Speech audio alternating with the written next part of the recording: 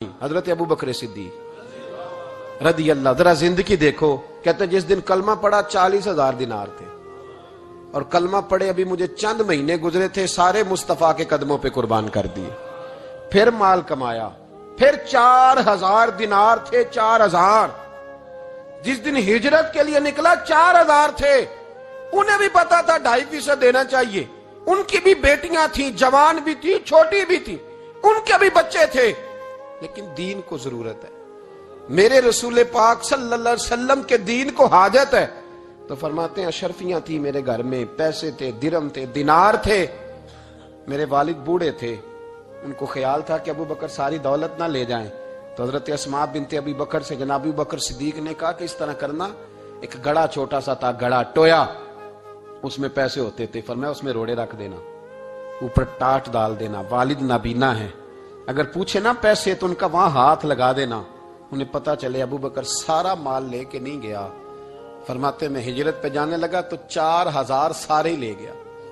سارا مال ہی یار 2.5% کے لیے رٹا پڑا ہوا ہے.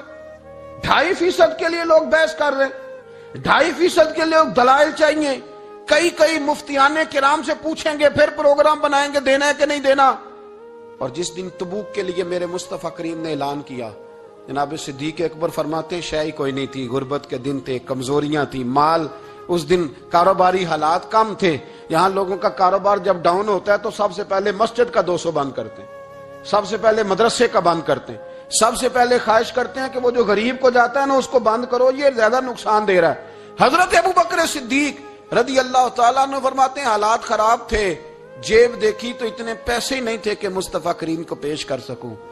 تو پھر کیا کیا, امام جلال الدین سیوطی کہتے ہیں ابو بکر صدیق نے نا گھر کے اندر کپڑا بچھایا, اور پھر صدیق اکبر نے کیا کیا کہ توا بھی رکھا, برتن بھی رکھے, اس پہ چولہا بھی رکھا. ابو بکر صدیق نے اس کے اوپر گھر والوں سے کہا کہ ایک ایک جوڑا پہن لو, ادھر دیکھو میری طرف, ایک ایک جوڑا پہن لو, اور باقی نا سارے جوڑے بھی یہاں رکھو. اور پھر جب لوگ بچوں نے دیکھا نا کہ ابا تو کپڑے بھی رکھوا رہا ہے, کیا بنے گا, فرمایا تمہیں تو ایک ایک جوڑے کی اجازت دے رہا ہوں نا, ذرا میری طرف دیکھو. خود اندر گئے تو ٹاٹ کا لباس پہن کے کپڑے بھی اتار کے رکھ دیے, کپڑے بھی اتار کے زمین اسی میں رکھے, سارا کچھ باندھا.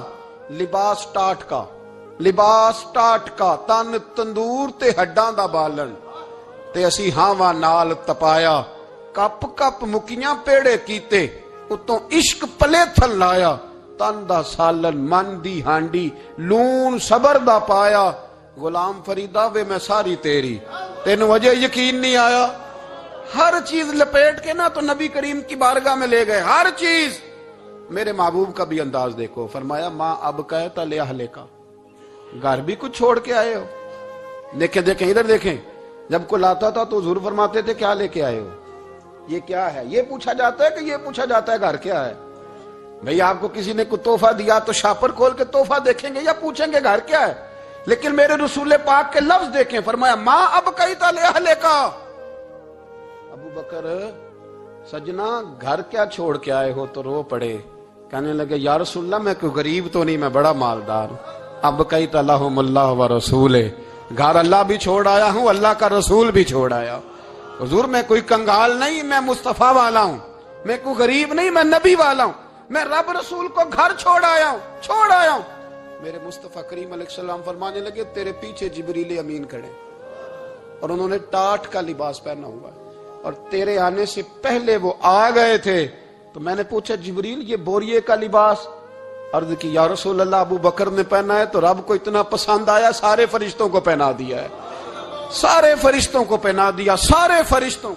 ذرا یہ لذت تو لے بات کی, جب 2.5% پہ جھگڑا ہوتا ہے نا تو پھر نماز میں مزہ نہیں آتا. جب تو 2.5% پہ بھی اڑا رہتا ہے نا, پھر درود و سلام پڑھتے پڑھتے طبیعت معاذ اللہ پریشان ہوتی ہے. جب الجھے ہوئے پھر مسائل اور ہیں. پھر میرے محبوب کریم بولے, میں ابو بکر رب کریم نے ایک پیغام بھی بھیجا ہے. یا رسول اللہ وہ کیا, فرمایا رب فرماتا ہے کہ ابو بکر سے پوچھ کے بتائیں کہ اس حال میں وہ رب سے راضی ہے کہ ناراض ہے. یہاں اقبال بولے, کہنے لگے خودی کو کر بلند اتنا, خودی کو کر, یہ وہ درجہ ہے, یہ وہ مقام ہے, خودی کو کر بلند اتنا کہ ہر تقدیر سے پہلے پھر خدا بندے سے خود پوچھے. بتا تیری رضا کیا ہے؟ فرمایا رب پوچھتا ہے آپ راضی ہیں کہ ناراض ہیں؟ تو پھر ابو بکر صدیق بھی کھول کے روئے، کہا یا رسول اللہ میں کل بھی اپنے رب سے بڑا ہی راضی تھا، میں آج بھی اپنے رب سے بڑا ہی راضی ہوں۔ یہاں لوگ لے کے بھی نہیں راضی ہوتے، ابو بکر سارا کچھ دے کے بڑے ہی راضی ہیں، سارا کچھ دے کے۔ شریعت کا قاعدہ ہے کہ سارا مال آپ اللہ کے رستے میں نہیں دے سکتے، قانون شریعت ہے۔ حضرت ابی بن کعب نے کہا تھا یا رسول اللہ سارا دینا ہے، فرمایا نام بھائی چوتھا حصہ دے، 3 حصے بچوں کو دے۔ حضرت ابو لبابہ نے کہا تھا میں اس پر دلائل دے سکتا ہوں، احادیث موجود ہیں، حضور سارا مال دینا ہے، فرمایا نام بھائی چوتھا حصہ دے، 3 حصے بچوں کو دے۔ حضرت سعد بن ابی وقاص نے کہا تھا یا رسول اللہ صلی اللہ علیہ وسلم میری ایک ہی بیٹی ہے، سارا اللہ کے رستے میں دیتا ہوں، فرمایا نہ 3 حصے بیٹی کو، چوتھا حصہ دے، تیرے بچے لوگوں کے ہاتھ دیکھے میں گوارا نہیں کرتا۔ ان سے کہا کہ چوتھا حصہ دو تب قبول کروں گا۔ ابو بکر صدیق سے فرمایا تو سارے لے آ، تیرا سارا ہی قبول ہے، تو سارے لے آ تیرا۔ اور ایک لفظ حدیث میں ایسا ہے آپ یقین کریں، غلام ہوں کسی فقیر کا، تو جب میں اس کو پڑھتا ہوں نا تو آپے سے بات باہر نکل جاتی ہے۔ حضور کا ایک فرمان ہے، جب اس پر توجہ آتی ہے نا تو مطلب یہ کہ لفظ جو ہے نا وہ ٹوٹ جاتے ہیں، بکھر جاتے ہیں، اور دل کہتا ہے کہ نہیں یہ جو ہے نا یہ معراج ہے، یہ اصل ہے، یہ حقیقت ہے۔ وہ ترمذی کے لفظ ہے، پر آپ یقین کریں کہ لگتا یہ ہے کہ دنیا محبت ساری سمٹ گئی اس میں۔ نبی کریم علیہ السلام فرمانے لگے مجھے کسی کے مال نے اتنا نفع ہی نہیں دیا جتنا ابو بکر صدیق کے مال نے دیا۔ اور پھر اگلے لفظ ایسے ہیں کہ روح وجد کرتی ہے۔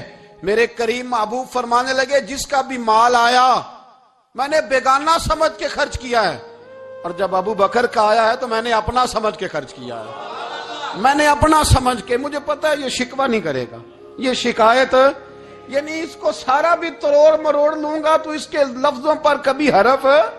اور یار کچھ لوگ ہوتے ہیں، کچھ ہوتے ہیں جو 10 دیتے ہیں تو 20 جگہ بتاتے ہیں، جو کھانا کھلاتے ہیں تو ذکر کرتے ہیں، فرمایا اس کا مال میرا مال ہے، میرا، اس کو سارا توڑ کے کھا بھی جائیں گے تو یہ شکوہ نہیں کرے گا، یہ سارا میرا اپنا ہے۔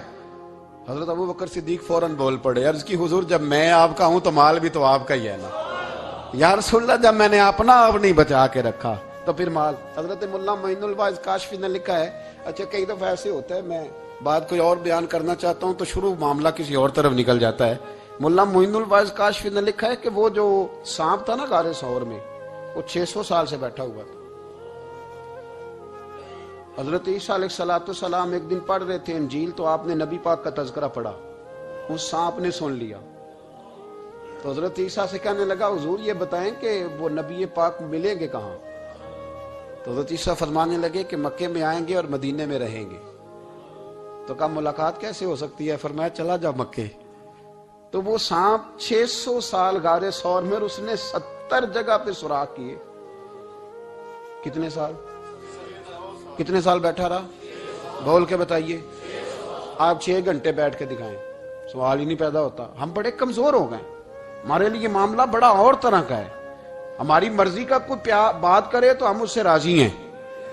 انتظار کرنا اور یہ سارے کام کرنا یہ تو بڑا مشکل معاملہ ہے، یہ تو بڑی عجیب سی کیفیت ہے۔ میرے صاحب رحمۃ اللہ تعالی علیہ 2015 میں کراچی تشریف لائے، میں اپنے ایک سنگی کو لے کے پہنچ گیا، چھوٹا موٹا مولوی میں بھی ہوں۔ صبح میں 7 بجے کے 8 بجے ہم وہاں پہنچ گئے، حضرت آرام فرما رہے تھے، نمازیں انہوں نے اندر ادا فرمائی ساری، ظہر بھی ہوئی، پھر عصر بھی ہوئی، پھر مغرب بھی ہوئی، پھر عشاء بھی ہوئی۔ عشاء کے بعد وہ سنگی ہم سے کہنے لگے کہ آپ کتنا انتظار کریں گے؟ تو میں نے کہا کہ انتظار تو کرتا ہے بڑا آدمی، بڑے لوگ انتظار کرتے ہیں، تو چھوٹے لوگ تو اطاعت کرتے ہیں، ہم چھوٹے ہیں تو ان کی مہربانی ہے، اگر زیارت ہو جائے تو تب بھی ٹھیک ہے، اگر وہ کہیں نہیں ملنا۔ میرے سنگی ساتھ موجود تھے، صبح سے گئے، عشاء کے بعد کا وقت آ گیا، نہیں انہوں نے ملنا تو پھر بھی ٹھیک ہے، وہ ہس بولے تھے وہ مہربانی، نہیں تو اساں تے لاڑ ہی لڑاؤنے نے، اس کی مہربانی ہے، اگر بات ہو جائے تو ٹھیک ہے ورنہ کوئی معاملہ نہیں۔ تو عشاء کی نماز کے بعد انہوں نے ہمیں یہ کہا کہ پیغام آیا کہ محفل میں جہاں حضرت جا رہے ہیں وہیں ملاقات ہوگی۔ تو ہم نے کہا یہ بھی بڑی نعمت ہے، جلوہ دیکھنا بھی بہت بڑی سعادت ہے، اس لیے کہ ہمیں پتہ ہے کہ وہ کیفیت کیا ہے، وہ رنگ کیا ہے، ان کا انداز کیا ہے۔ پیچھے جا کے بیٹھ گئے تو پھر ان کا حکم آیا کہ اس کو ذرا آگے آئے، جب میں اسٹیج پہ گیا تو فرمانے لگے مجھے سویرے ہی پتا تھا آپ آ گئے، کوئی عرض نہیں، اتنا کوئی انتظار تو بندہ کر ہی لیتا ہے۔ اب یقین کریں وہ دن کی جو لذت ہے نا وہ آج تک گئی نہیں طبیعت سے، وہ سرور گیا نہیں۔ کبھی کبھی سوچتا ہوں کہ اس سے ڈبل بھی انتظار کبھی ہو جائے پر ایک دفعہ زیارت پھر نصیب ہو جائے، کبھی کبھی یہ سوچتا ہوں۔ 600 سال وہ سام بیٹھا رہا، 600 سال، 600 سال، اور 70 اس نے سوراخ کیے غار ثور میں، لیکن وہ بھی عاشق تھا نا۔ اور یہاں معاملہ یہ تھا کہ ابوبکر صدیق دعا مانگ کے گئے تھے کہ میں نے کسی کو موقع نہیں دینا، ایک میں ہوں گا دوسرا میرا یار ہوگا۔ وہ غار ثور کی تو لذت یہ والی تھی، ایک میں ایک میرے محبوب۔ اس نے 70 سوراخ کیے ہوئے تھے، جناب ابوبکر صدیق نے کہا حضور آپ ٹھہریں، میں ذرا بھی آیا صفائی کر کے۔ تو نبی کریم علیہ السلام رکے تو حضرت ابوبکر صدیق نے کہیں پگڑی پھاڑ کے رکھی، کہیں چادر پھاڑ کے رکھی، اتنے سوراخ بند کیے تو جو ایک رہ گیا وہاں ایڑی رکھ دی۔ تو اب وہ سام بھی شکوہ کرنے لگا کہ یار تو بھی کوئی نرالا ہی عاشق ہے کہ میں نے تو کسر ہی کوئی نہیں چھوڑی تھی، 70 سوراخ کیے تھے اور تو نے بھی کمال ہی کر دی ہے، یہ سارے ہی بند کر دیے، جو بچ گیا اس پہ ایڑی رکھ دی۔ اس نے پتہ نہیں کتنے ڈنگ مارے۔